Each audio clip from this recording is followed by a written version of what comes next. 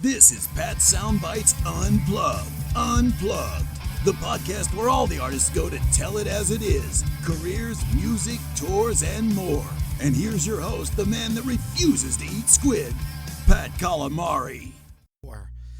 And man, I guess I got to jump onto this Motley Crue bandwagon that everybody else is seem to be doing these days. Today is what is today? Tuesday, November 19th. And this Motley Crue, this news, this big stadium headline tour, this blow up the agreement. Thinking about this now for maybe a day, a lot of questions pop into my mind. And I think I need to share with you my thoughts and feelings about the whole thing.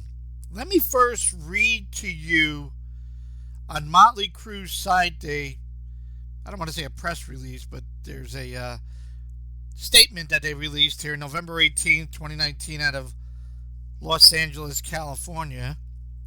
And it says, almost 6 years after signing a citation of touring agreement, the contract is off the table because a whole new generation of Crue heads are relentlessly demanding for the band to come back together. Following the huge success of their Netflix biopic, The Dirt, Motley Crue has seen a massive surge in new audience, and the band, best known for breaking the rules, has destroyed their citation of touring contract in true Motley Crue fashion by literally blowing it up. And I showed that video yesterday online, and they did blow it up. Short little trailer video. It continues to say, after 35 years together on stage and 30 years since the release of Dr. Feelgood, the members of Motley Crue parted ways without speaking to each other after their final show on December 31st, 2015. Vince, Neil, Mick, and Tommy didn't come together again until 2018 to participate in the making of the Dirt movie, which unexpectedly brought them closer together, and again including seeing them head back into the recording studio after having gone in their own directions for several years. The fuse was lit. It continues to say, since playing Tommy Lee in the Dirt, so many of my fans have said how they wish they could have seen the real Motley Crue play live, said Colson Baker, a.k.a. Machine Gun Kelly. I never thought I would see the day when this would become a reality, but the fans spoke and Motley Crue listened. The Dirt currently enjoys an audience score of 95% on Rotten Tomatoes, and its massive global success earlier this year saw Motley Crue's popularity rush to new highs, catapulting the band's music back to the top of the worldwide charts, with the younger 18 to 44 demographics now representing 64% of the band's fan base. Moreover, in the 6 months following the release of The Dirt, Motley Crue has celebrated a meteoric rise of almost 350% increase in streams of their music across all streaming platforms. However, most of the new fans have never seen any of the legendary live show Crue heads have relished for close to 4 decades. And then it goes on to say, sign up for their updates and blah, blah, blah, blah, blah. So much there to talk about. And, would I be excited to see Poison, Def Leppard, and Motley Crue? Well, yeah, who wouldn't? But let's take a step back here. They signed this agreement, never, we're never going to do this, never, ever again. And I start to think of the fans that went to that farewell tour back in 2015. It's been a lot of money. And now I'm reading a lot on social media that I think a lot of fans that are pissed, that feel that they were ripped off, that this is a money grab. All these farewell bullshit tours. And excuse my language if I drop the F-bomb. I mean, I'm from the Bronx, and folks that know me know I can get crazy with the F-bomb, but I mean, I'm a big Who fan. I'm a big Kiss fan. I love Ozzy, Judas Priest. All these people have done this farewell things, and people like me go to the shows and spend these big money, and it's not the farewell. Now, this doesn't say that, Motley Crue can't change their mind.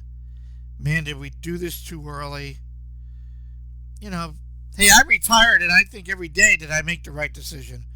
Well, I know I made the right decision. Do I miss my old job and the people and the things I did? Absolutely. And the money? Absolutely. But I know it was the right decision I made. And, that's just me. And then there was this Motley Crue petition that was out there. 9,000 people signed. And then the Dirt, it came out.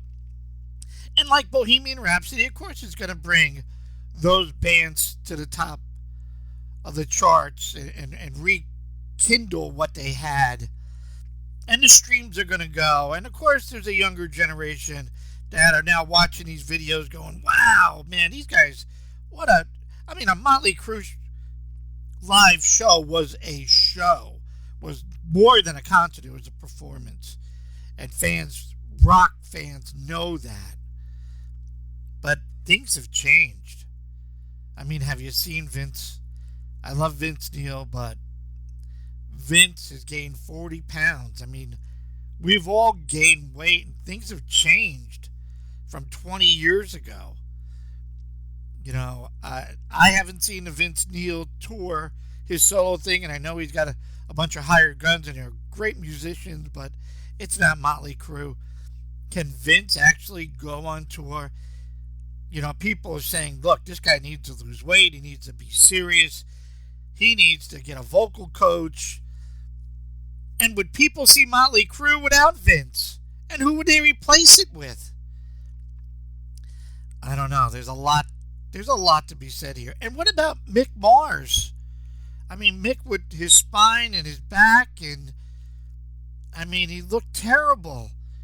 He's got this disease that just keeps bending him over. Is this, a long tour? And it's a stadium tour.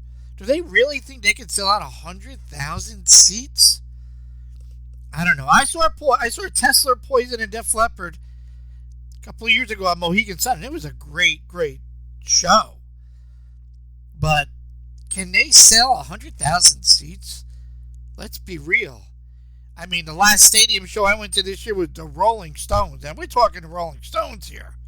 And they only did 19 shows of the U.S. tour, the Filter There tour, and made a ton of money. And all these guys are getting up in age. How many shows is this going to be? A one-timer? They haven't mentioned that at all. And everybody's going to want to see them. But do they really think they could sell out a stadium? I don't know. And how much would you be willing to pay? Let's face it, these ticket prices are not easy. They're not cheap. Upper Deck right now for Elton John is going for $250, maybe $3, depending on the location and this, where you're at. Madison Square Garden is through the roof. And even Bob Seger and others, it's just. And the VIP, could you imagine getting a chance to sit in the front rows, first 5 rows, and then doing a meet and greet with the Crue guys? You imagine what that would cost? I know bands are getting $350 a ticket to a meet and greet. It's just a picture and some laminate and this and that. I know a band that a guy's getting $700, $625. I know the music world has changed and nobody's buying records, and it's all about the merch and the live shows. And I know I'm probably the only guy doing the best to keep new music alive on the radio airways, playing their new music, and able to meet them and see them and support them. But my goodness, I could not imagine the VIP costs for Motley Crue. Is this just a money grab? I couldn't imagine. I was saying, oh my God, Axl Rose singing for AC/DC, but he changed his whole life around. He sounded great. And now look at him with Guns N' Roses. Vince would have to do that. He would have to work out every day, get a vocal coach, and really go headstrong. But can they maintain that? Is this just a money grab? I mean, they write this contract 4 years ago. Motley Crue fashion, they blow it up. Who's going to be the headliner? Another question. I mean, Poison is comfortable doing Poison and opening up for everybody as they did. Well, it was Tesla, Poison, and Def Leppard. And I just saw Poison and Cheap Trick. But, Motley Crue, would they be the headliner? I mean, you want to look at the analytics. Dr. Feelgood sold 6 million. Is there anybody hotter than Def Leppard? Hysteria sold 12 million. Pyromania sold 10 million. I mean, you gotta love what Def Leppard's doing these days. I mean, I was just with Vivian Campbell, and he would play for free.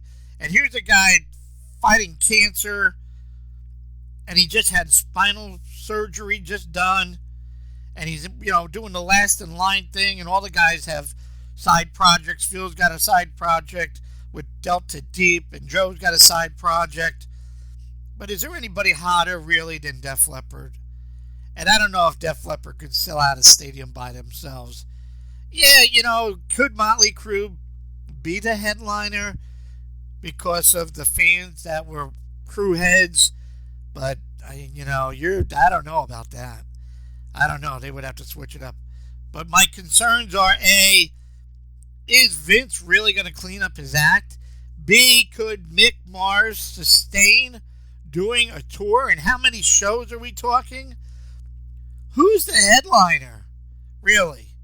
I mean, is there anybody bigger than Def Leppard right now? I mean, I know Guns N' Roses is back on tour, and I know Metallica, all the Metallica fans are out there. I love Metallica, but James is in rehab. But they already announced they're going to have a tour without even knowing how long James is going to take to get out of rehab.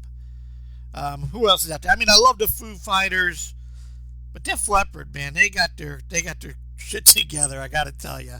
And hanging out with those guys, I've met Phil. I've interviewed Phil a dozen times. I've now hung out with Vivian a bunch of times. Super, super cool guys, and they don't need this. They really don't. I don't know if this is a Live Nation thing, but I do feel bad for the people that did go to the Crue farewell tour in 2015 that spent a ton of money. And you watch the videos. I mean, I believe in their heart they tried to say it was their farewell tour. You see the tears coming out of Vince's eyes playing Home Sweet Home in L.A. on some of the YouTube footage that fans took. I mean, they said it was it. But now, there are just so many questions that I have. And I'm tired of these farewell tours. What happened to the integrity? I mean, I'm not a rich guy. And, yeah, I would spend the money, I guess, maybe. I want to see these shows just like anybody else. But, my goodness, how much is enough? And is this their farewell tour again? Do they got to do another farewell tour? There's just so much here to really try and digest. So before we get so excited, and I got excited, I got suckered in, I got baited into this. Yeah, Poison, Def Leppard, Motley Crue. Who wouldn't? I mean, if you're a rock fan, who wouldn't? But now as a, on-air personality, now knowing some of the players, now looking at the music industry, now looking at the prices, now looking at what we actually have here with Motley Crue, I don't know. I don't know when and there has nothing yet been official. I mean, this could be just all fake news to build just to see what the fans would say. But there's a lot of pissed off fans. I mean, Motley Crue cannot go on without Vince Neil. So my questions to you guys. A, would you go see this tour without Vince Neil? And who would you think would replace him? and do a great job, and I don't know if there's anybody that could replace him. B, how much would you pay to see this show? And C, who do you think deserves to really be the headline? Certainly nothing against Bret Michaels and Poison. But I got to tell you, to me, maybe they can switch back and forth Def Leppard and Motley Crue. Crue had this whole the pyros, and this, and that, but Def Leppard is just a wonderful production. I've seen them down back to back year after year, and it just keeps getting better. Now they're playing older, deeper tracks, which is really cool for real, true Leopard fans. They sound better than ever. And they're getting up in age. But Phil, those guys work out every day. They practice. They care. They give a crap about the product. They know people like us are paying big money. So, those are my questions, my fans. Would you go see Motley Crue without Vince Neil? Who would replace Vince Neil? Who would you think could replace Vince Neil? How much are you willing to pay? Let me know that one. And who do you think should be the headliner? And let me add another one. What do you think about these farewell bullshit tours? You're going to say that's it, man. That's it. But this is ridiculous. Let's face it. People can change their mind. But is it all about the almighty dollar anymore? We shall see. I hope you like what I'm doing. Pat Soundbites Unplugged. I got more stuff coming. Please share, subscribe, go. Let me know what your comments are. I am dying to read what you are thinking.